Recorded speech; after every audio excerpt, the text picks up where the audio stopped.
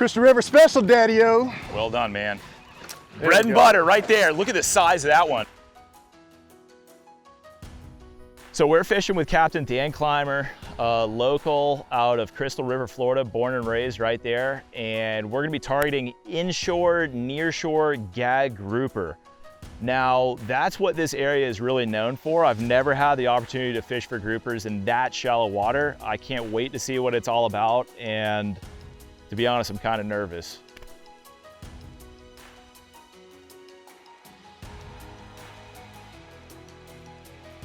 I'm Captain Sam Atwell, and this is Florida Sportsman Watermen.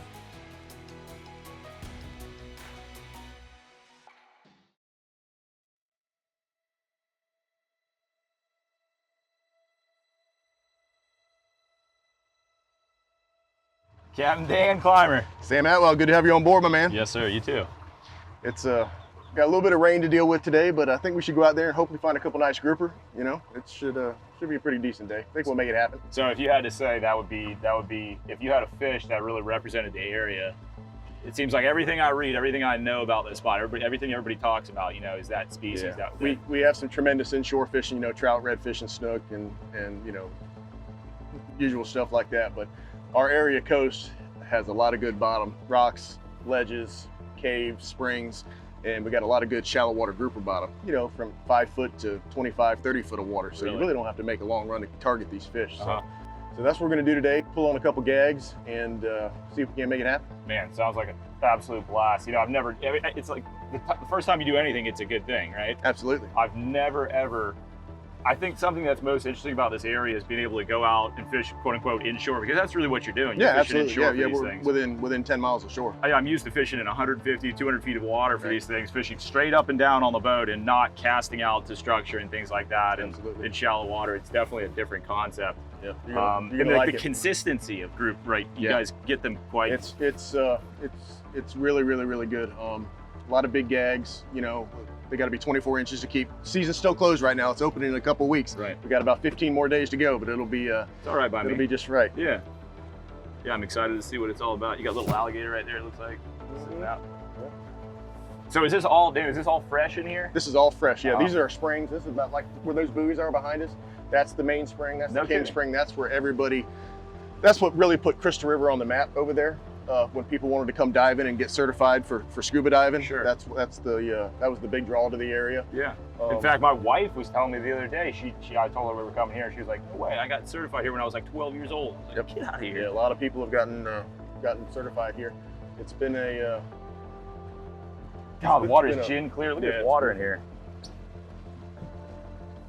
So many boats coming out yesterday, you couldn't even tell how damn clear it was. You know what I mean? This little sandbar here is called the Shallows. It's a big time party spot that everybody ties up. Yeah, right here on the right. That's where everybody kind of ties up. And the National Wildlife Cuts loose. Yeah, I know, right? So at what point in this like waterway right here, all this is slow speed, all this? This is slow speed year round where we're at right now. The central part of the Kings Bay is open for a couple months. Okay. But generally speaking, though, all this is all idle speed. Because the manatees come up in here, they'll actually live the whole year in here. Yep. The springs flow out a constant 72-degree water temperature all the time. And starting around October, when the Gulf starts cooling down and the cold fronts start coming, we get a big push of manatees that come in here into the river and the bay. You got a splitter population that hangs around here year round with roughly 30 to 50 of them, I believe, that stay in here year round. Yep. But as soon as we start getting that cooler weather in October, November, they really flock in here and hang around the springs. And we have head counts of almost 800 or more that really get into this bay. So you gotta be really careful navigating. You gotta be aware where you're going and be observant. And look for their footprints on the surface. You see the little circles, when they're swimming, and try not to hit them. Yeah. So Dan, what are you looking at? Well, the curse of the camera weather, I guess. we got a little bit of stuff out there we're gonna be watching, man. We'll do my best to make it happen. We may have to wait it out a little bit. But, we don't scare too easily. We'll just take our time. Yeah. What's the saying? Fair weather never made seasoned captains. That's right. Something like that. Don't wait on me, Dan. I want to see you get tight. This ain't a charter. Alrighty. Do you like to just blast one in there initially rather than just like pummeling it and like? Absolutely. The key to really this targeting these grouper in this shallow water is just really doing a rod or two at a time. You know, you really can't do 4 rods, 3 rods, you know, so if you got a couple anglers on board, everybody has to take the time, you know, be patient, you know, kind of rotate if you really want to be effective. Yeah, it's precise, right? Yep, absolutely. Okay. You got to put it right on the spot.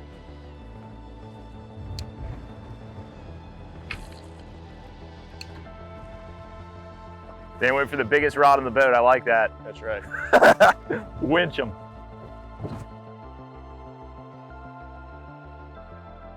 There we go. There you go, Dan.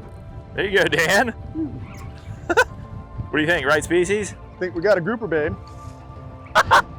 I'll give you a turn in a second, Sam. No, I don't get to do this very often. I get a big thrill from this, man. This is all I want to see right here.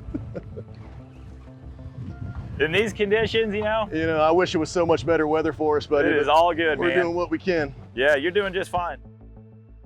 This segment is brought to you by Yamaha. Reliability starts here.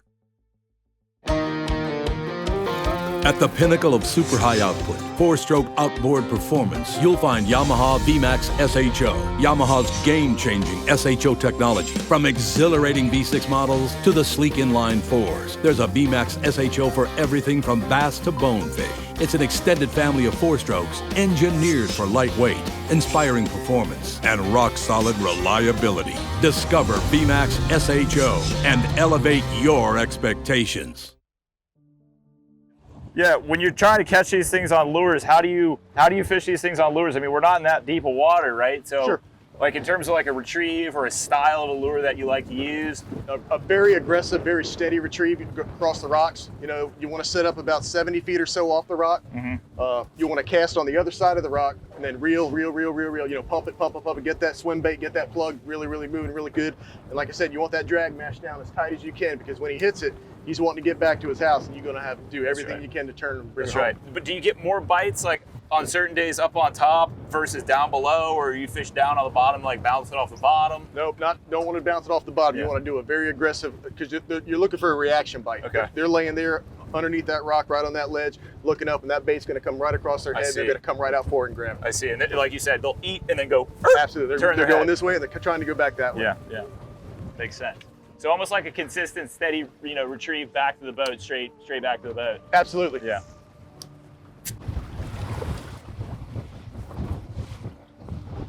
I mean, so many, that's kind of something that I'm thinking about right now. So many fisheries today you couldn't do, like tarpon fish, right? Yeah. But right now with this species, you know, they're down there on the bottom and they'll eat up on top like you were talking about, I'm sure. But you know, it's blowing 20, 25 right now. We're knocking on 20, yeah, every bit of it. And you're still out here catching these things cast after cast. That's really unique. You know, that's cool to be able to do that. Oh man, look at the bow and the rod. Yeah, he banged it pretty good. I think he's that big, but he thinks he's somebody. Yeah.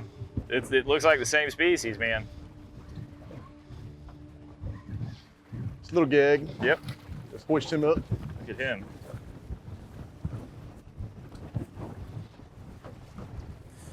So I noticed, Dan, you're using a inline circle hook. You got 80-pound mono, and you got a little, what is that, a quarter ounce? Yep, but actually an eighth ounce, little eighth ounce egg sinker, just to kind of keep that bait going down so he doesn't stay up on top when we're free lining these baits. But yep, little healthy, little Chris River gag. Yep. So that's a female, you think? 100%. Yep. And what size do you think they switch? It's right around that, from what I've read, is a little over 30 inches. Yep. Let's do it again. All right, I'm gonna do it. Dan, I mean, I'm sure it depends on the where you're fishing, but like how many fish do you think sit on one of these at a given time? Over the years, I've dove a lot of my spots to see how, you know, the fish relate to the bottom, and find out where the undercut is and where the ledge is and stuff like that. And I've been on spots with 50+ keeper gags. No way. 8 foot of water, man. It's just absolutely crazy. Yep. You know, I tell people, if you ever want to come out here and whiffed on him. If you ever want to, yep. Try that again. If you ever want to what? I was gonna say, if you ever want to come out here and learn, you know, find your own spots and stuff, I always tell people, come out here, look for sea turtles. You know, that's a very good indication that there's good hard bottom nearby, whether it be a rock or a ledge or something along those lines. Because see, that turtle's, you know, he's around some type of hard bottom. Also get on your charts, look at contour lines, especially now with these new, like the Simrad stuff here, with the side scan sonar and the details that these sonars have. Just go pick a contour line and put out that side scan about 70 to 100 feet. Just take your time and just do some looking, and anything that has a hard line or a hard show on it, it's going to have some good bottom. So you're not really looking for much, actually, though. No, it can be very, very subtle. It's probably some of the better spots are the ones that guys just don't see. Absolutely, yeah. And I'll tell you that the two biggest game changers, especially for me with this shallow water grouper fishing, is just having this side scan sonar and with that iPilot, because I don't think I've anchored my boat in over 3 years. That's a huge deal, with man. the anchor, you know what I mean? Yeah, so you're maneuverable. You can kind of get on whatever side you want to be on. I usually like to set up about 100 feet away from the spots and then work my way in just a little bit. I typically don't like to get any closer than 70 feet, though. Okay. That seems to be about the sweet spot. You're saying to that mark that you're fishing? Mark, yes. I got it. You never want to be truly bottom fishing like you would in deep water. Yeah. You want to be set up out to the side, and you want to be pitching your baits and your lures to that spot that's away from the boat. You never want to be dropping it straight overboard. Right. Well, Sam, I've been dying to have you come over here to the West Coast and experience this fishing. Usually we like to come out when it's rough, you know, and I think we got that today. No, just kidding, man. No, I was hoping the weather would be a whole lot better for you, buddy, but it's... I saw the weather coming on the radar. It says, yeah, if it's blowing, we're definitely going, man. It's bad. You can see the front cone. You look over here to the southeast, man. Look at that front line coming down. I know. We might be getting wet here shortly. Well, you have been saying you got one good day, right? One good day in almost 3 weeks, man. It's been windy, so windy, and so, oh man, it's just been. It's kind of like not seasonal, right? I mean, this time of the year you'll have like 3 or 4 good days a week. We're pretty much the latter part of May right now, and the whole month of May has just been wind and more wind. Right. I mean, I'm feeling that right there. It's a solid 25. Yeah, I think we might be heading east here for a little while. This segment is brought to you by Engel, Live Original. Florida Sportsman Watermen is sponsored in part by these fine companies.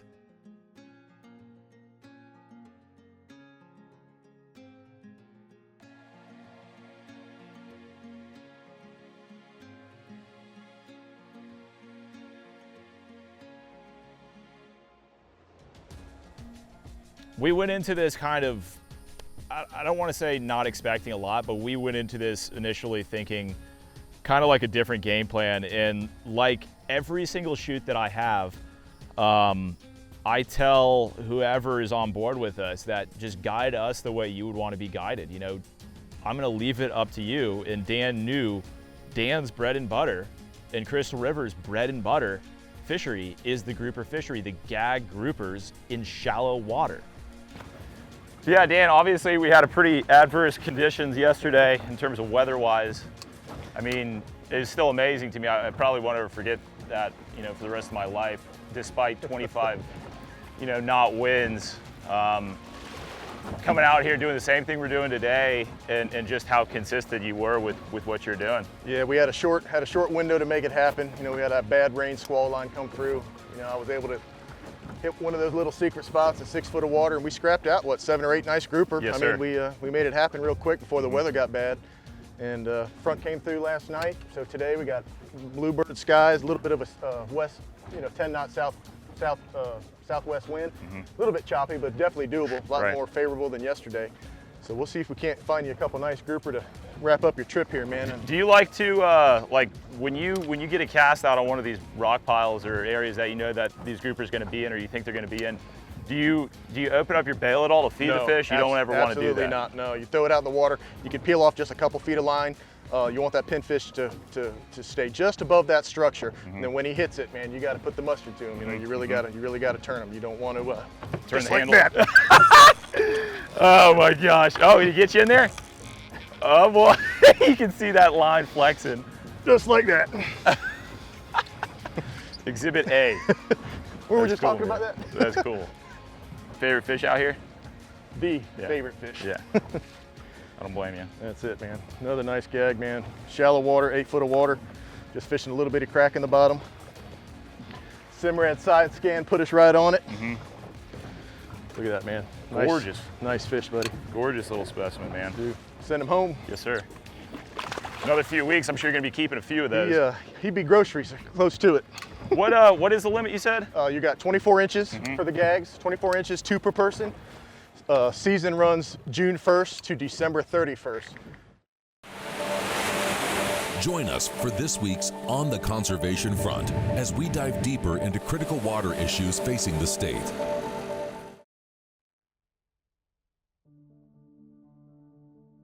Good morning, Mike. Thanks for meeting me this morning. Hey, Sam, thanks. Yeah. Good to be here. Tell me a little bit about Crystal River and the issues that they have. Well, you there. just fished there, Yeah. and Crystal River is pretty unique. In fact, it's the headwaters are springs.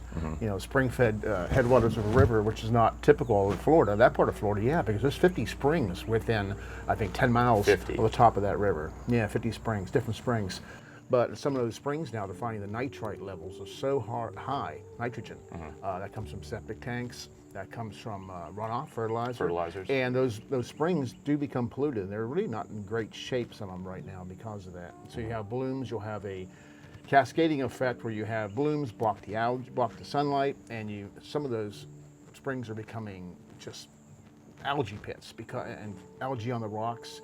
And some of the biologists up there are concerned about the fact the flora is changing in those springs. Not to mention the water volume is decreasing at times because there's a lot of water being tapped from springs for daily life use. And then you have bottling companies come in, and they've been given permits to actually Bottling companies come in bottling companies to take spring water Wow. from those springs. And it's really a dichotomy because you have to have that spring water to keep the spring healthy and also to feed the river, such as Crystal River, be there. So the locals in that area, for them, the springs is livelihood that brings people into Crystal River, makes Crystal River what it is. Sure, and as we go forward in Florida, it's just, the water is a situation where there's more population, more people, more water users.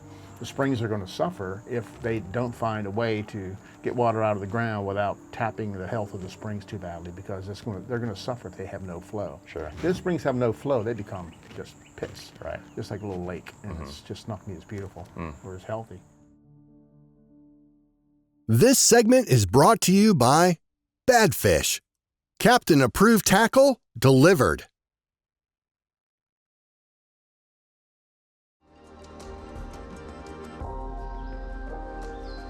Oh boy. Oh, see, that's what happened to me. Gotta get another bait after that. Got a little textured chop out here today. Nothing like yesterday. Spit. Oh, oh yeah, baby! Woo! Oh, I'll take that any Came day, right up, bud. didn't he? Oh man, that visual. That was an awesome bite. That's cool. What? I don't think did that go through your mind when you hooked that fish? No. Well, I think the first one was a grouper, no? Rig up another rod. I think I got another one underneath. Really? Get him, Sam.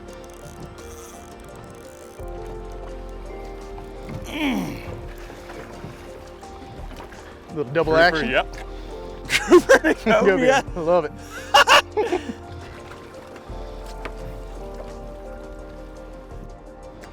Do they mostly, like when you see a cobia out here, Dan, or is it a single fish? Like, is it a school? Usually you see them in pairs. You see the bigger female and the smaller male, especially this time of year, April, May, when they're, coming north here, up here doing their spawn and run. Moving north. Yep.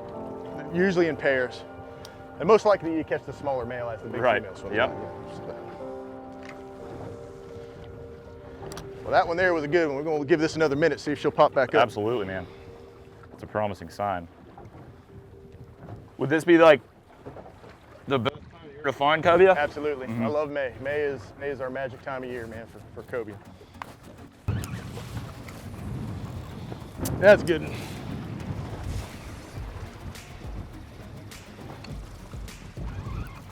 Get him, Dan, get him. Crystal River special, Daddy-O. Well done, man. There Bread you and go. butter right there. Look at the size of that one. Woo!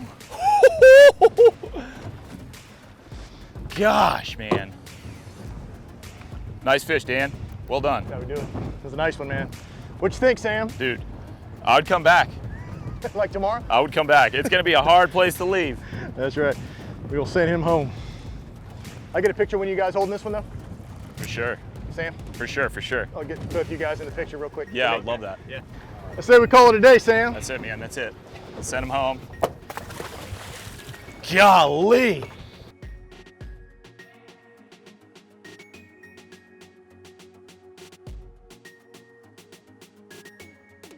How about it, Sam? Dude, How are them arms? what can I say? I told you earlier, it's gonna be hard to leave this spot. It really is. I don't know how many grouper we caught today, but we were pushing 40, 50 fish, man. It was a pretty good day. I think so. Yeah, absolutely. You know, It's and- been a lot of fun.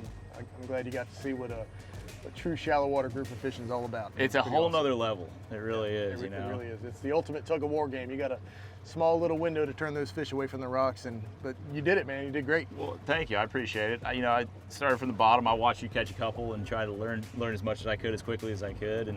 But I mean, it's really cool to see a fishery that good. Yeah, every spot we went to, we pulled, numerous fish from, 12 to 15 inches to, 10, 12 pounds, and Yeah. saw some big live grouper, cobia, saw giant cobia today. Caught- We just caught a couldn't cobia. get, caught a cobia. We didn't get that big one that came by the big boat. one. He was a big one, but Keeps coming back. that's right, man. He's out there waiting for us. Like I said, this isn't gonna be the last time I come up here because it's a lot of fun. It's like anything. The first time you do anything, it's really rewarding, but it's a heck of a fishery you have. Yes, sir. Yeah, we got a healthy river system. We got these beautiful springs to keep all this fresh water flowing out. Got beautiful grass flats and real healthy live bottom out there like you saw today. And it's all one big package deal. We're very blessed to have it, and glad you got to experience it. Man, I think honestly, for you to take the time to come out and fish, means the world to us. You know what I mean? And it really paid off for us, I think, despite all the crazy conditions we had. Yeah, yesterday was not too nice. Yeah, but it goes to show you don't have to have the No, necessarily no, perfect conditions to do we it. still caught a few fish, and of course the rain and the thunderstorms chased us in. And today, a little blowy out of the west. Had a 2 to 3 foot chop out there, but we still were able to make it happen. And the bite was really, really good. So Yeah. it was really a lot of fun. Thank you. It means a lot. You're welcome, buddy.